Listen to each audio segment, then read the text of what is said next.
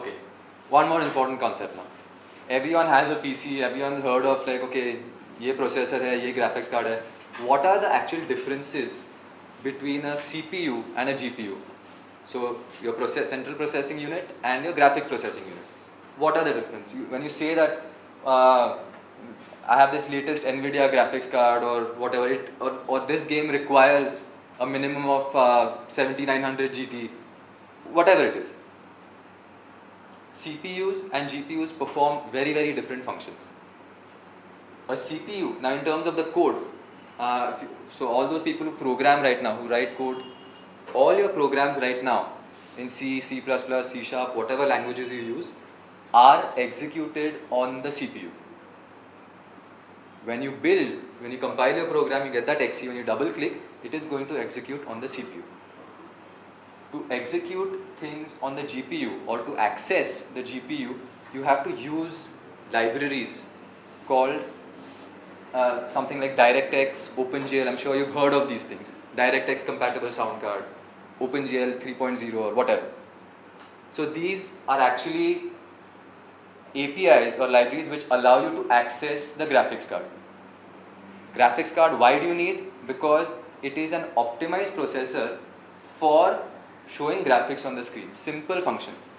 I want to show graphics on the screen, and there are certain techniques that I used which are hard-coded into the graphics card. So the structure of the card itself, the hardware, is optimized for graphics. So CPU and GPU. These are the two major differences. Apart from this, accessing functions is ठीक है. But what if I want to program the graphics card also? Then you have to use shading languages. If you've heard of shaders.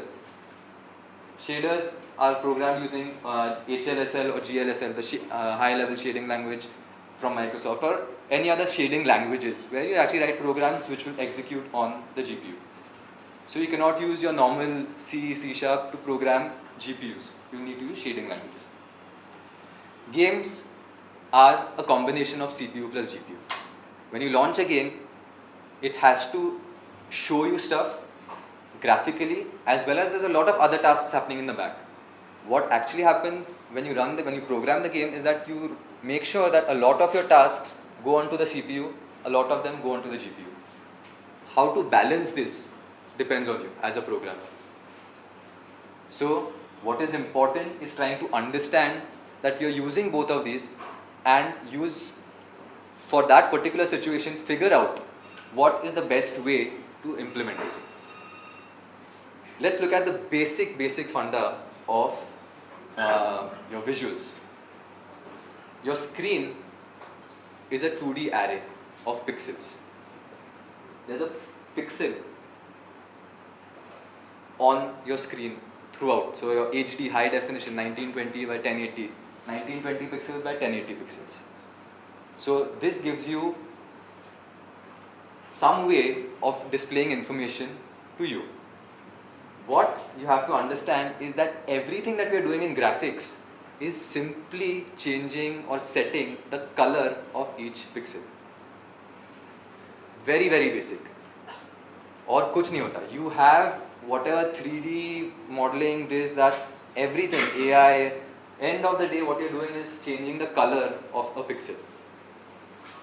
So again, a very, very crucial difference, because your final output is a 2D, two-dimensional output. It's not going to be 3D. So let's look at what exactly a game runtime is. So you have your game logic. Yeah.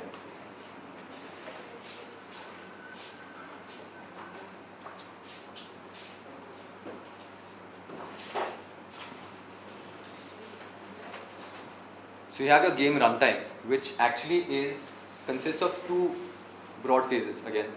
The game engine, I'm sure you've heard of this term, the game engine. The game engine and the game logic. The game engine is one huge chunk of a program which does a lot of core plumbing tasks, as I like to call them. We'll look at that in a little bit. And the game logic actually defines that particular game that you're going to play. So say for example you have first person shooter. A first person shooter has a particular, the camera angle is fixed, you see a gun, so the camera is fixed, you have your characters moving around. The way you structure such a game is fixed. So a lot of the basic processing that needs to be done is define the engine, which is relatively fixed. The game logic is what defines, is what differentiates an Unreal Tournament from maybe a Gears of War or Crysis. That is the game logic on top. So what are the enemies, what is the situation, what is the story, all of that would go into the game logic. So two differences again. Let's look at what a game engine is. So a game engine is something which does all the basic stuff like rendering, physics, input. The processing required for all of this is performed by the game engine. We'll look at all the different components in the next slide. What it also does is that it has to be reusable across multiple games. So you've seen your Counter-Strike Source. When you say Counter-Strike, that's the first one was Counter-Strike, then Counter-Strike Source was different. Counter-Strike Source is actually using the Source engine. The same engine is also being used for Portal. It is also being used for Team Fortress 2. So the engine remains the same and the logic changes, therefore your entire game changes. So reusable across multiple games is one feature of an engine. You can choose if you want to reuse it or not, but it gives you the possibility to reuse it because most of the stuff remains the same. Why do you want to do the whole thing again? It's like a car engine with the diesel engine on the Swift. Is the same engine in the Indica Vista or the Fiat Gran Punto. You are reusing the engine and the body changes. So just think of it like that. The engine remains the same and the body of the game changes. It should also provide tools. Now an engine, it's very easy to say that it's a program and makes life easier for you to program a game or whatever. But when you say that it has to make your life easy, it has to give you a set of tools to actually allow you to create a game. So all your editors, I don't know how many people have played Crysis. Have you tried using the sandbox editor anytime, or have you heard of the sandbox editor? So that is a component of a game engine.